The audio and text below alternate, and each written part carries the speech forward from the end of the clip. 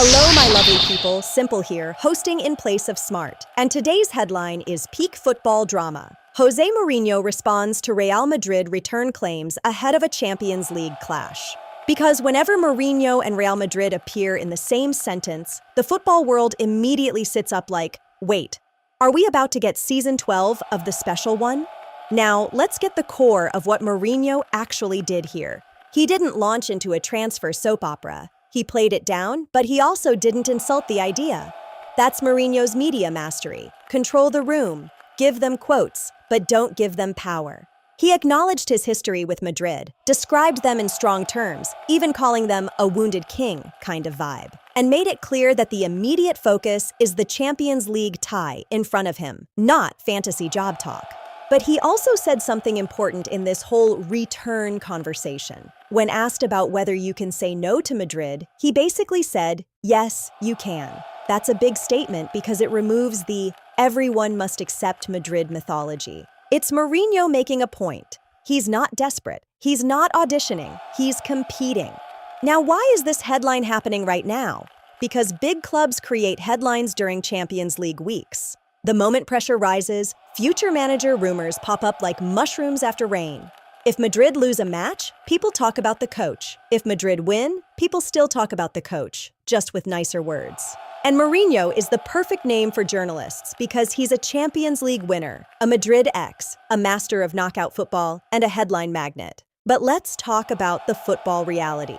Mourinho's best value is in cup tie management. He's a game state genius. He's the guy who understands that a two-leg tie is not one match. It's a story across 180 minutes. He manipulates tempo, risk, emotion, and decision-making. That's why he's always linked to big European nights. So what does his response really mean? It means he respects Madrid, he respects his history, but he is not letting rumors distract from the match. He's also reminding everyone that he's not in the media game. He's in the competition game. Smart Sports Studio takeaway. Mourinho didn't confirm a return. He didn't deny that Madrid matters to him. He did what he always does. He turned the spotlight into a tool and kept the narrative on his terms. Now I want your opinion. Does Mourinho still have the tactical edge to manage a modern super squad at the highest level? Or has football moved too far towards systems and away from personality managers? Drop your thoughts in the comments. Like the video, subscribe, and stay locked in with Smart Sports Studio. So today's headline sounds like pure transfer fever. Vinicius Jr. reveals Dominic Szoboszlai contact, stokes flames of Real Madrid fire. In plain English, Vinicius basically admitted he talks to Szoboszlai, and instantly the internet went, that's it, Real Madrid medical tomorrow, relax, breathe. Put the Fabrizio gift down for a second. Here's what we actually know. Vinicius has spoken publicly about being friends with Szoboszlai and keeping contact with him. That's real, that's not made up. He's described Szoboszlai as one of the players he talks to. And because Vinicius is a Real Madrid star, any friendship he mentions becomes a transfer headline within 12 seconds. But a friendship is not a contract. A WhatsApp chat is not a release clause. And a bro nice game message is not an agreement on personal terms. Now, why is this story even catching fire? Because the Szoboszlai to Real Madrid idea already existed, and this Vinicius comment becomes fuel on top of fuel. Szoboszlai has been linked with Madrid in the press. A major quote from his national team coach added serious heat. The coach openly said Szoboszlai has always dreamed of playing for Real Madrid. That's a massive quote because it's not coming from random fan pages. It's coming from someone close to the player. So what's happening is a classic transfer narrative chain. Step 1, a player is good. Step 2, he gets linked with bigger club. Step 3, someone drops a dream quote. Step 4, a Madrid player mentions him. Step 5, the internet declares it, here we go. Now let's talk football logic, because transfer stories are only believable if the football logic makes sense. Would Real Madrid like a midfielder who can strike from distance, carry the ball, play vertical passes, and hit set pieces? Yes. Szoboszlai fits the modern power creator profile. Athletic, aggressive, technically clean, and comfortable playing between lines. But Real Madrid recruitment is not just about talent. It's about timing, squad needs, and financial priorities. Madrid don't collect players just because they're good. They collect players because they fit a plan. Succession, balance, depth, versatility. So if Szoboszlai is on their radar, the questions are, where does he fit? Is he a starter? Does he replace a role? And then we come to the big reality. Even if a player dreams of Madrid, the deal only happens if the selling club is open to it, the fee is acceptable, and the player's role is clear enough to justify the move. Now let's talk about the Vinicius angle again. Why does it matter? Because it shapes the human side of transfers. Players do influence each other. They talk. They ask questions. What's it like there? How's the city? Are the fans crazy? Answer, yes, always. But it's still a stretch to go from they talk to he's signing. What it does do is this. It makes the rumor louder, and it makes journalists keep asking questions. So here's the Smart Sports Studio verdict on headline 1. Vinicius confirming contact with Szoboszlai is real, and it adds spice to the Madrid link. The national team coach's Madrid dream adds even more. But the transfer is still separate. It depends on money and squad planning. So, if you're Szoboszlai, do you chase the childhood dream? Or do you stay where you're already a key man? Drop your thoughts in the comments. Subscribe, and stay locked in. Lovely people!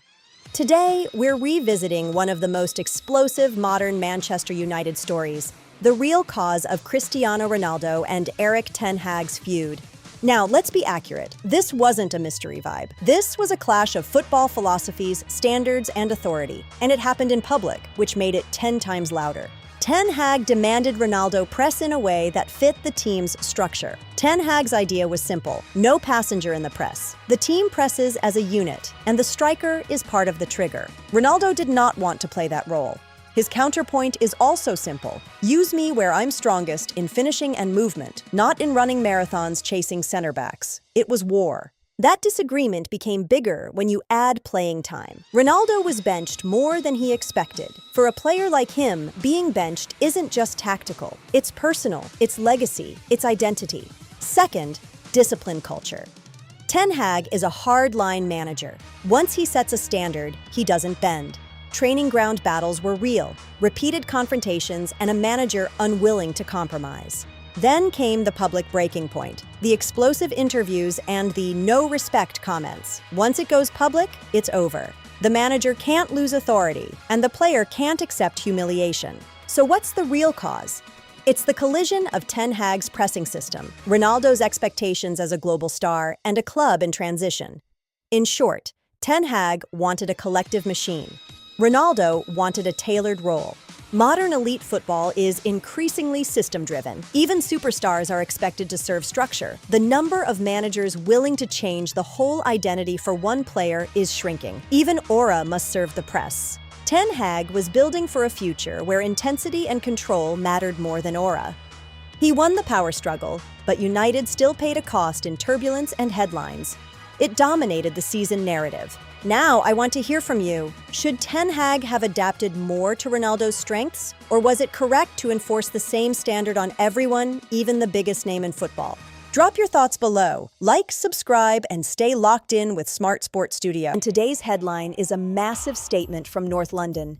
Gunners make England international their highest paid player with contract extension until 2031. This is not just a contract. This is a statement. The player is Bukayo Saka, and the reporting is clear. He has signed a new 5-year deal that keeps him at Arsenal until 2031, making him the club's highest-paid player. Now, why is this huge? Because Arsenal are not only building a team, they're building a core. Keeping your best players is as important as signing new ones. Homegrown stars are irreplaceable assets. Saka is not just a winger. He's Arsenal's right-side engine. He carries progression, attracts double marking, creates overloads, and wins fouls in dangerous areas. He is the identity of this team. The highest paid part triggers reactions, but here's the reality. If you don't pay your stars, someone else will. Negotiating from a weak position is never the plan for a club with title ambitions. This deal sends a message to the dressing room. Arsenal reward commitment. It increases belief across the squad and signals that the club is ready to keep its crown jewels to win big. Arsenal need consistency, leaders, and match winners. Saka has become all of those in one body. He is the foundation they are building upward from for the seasons ahead. Now, a little humor. Arsenal fans have been checking news like bank apps on payday, refreshing every 2 minutes. Well, relax. The pen has moved. The ink is dry. Your star boy is staying. Final takeaway. This is a power move. Arsenal aren't acting like a selling club. They're acting like a club that intends to be serial winners. The foundation is now officially secured. Now I want your opinion. Is Saka the right choice as Arsenal's top earner? And what else do they need to become serial winners? Topic, over to you. Drop your thoughts below, like, subscribe, and stay locked in with Smart Sports Studio.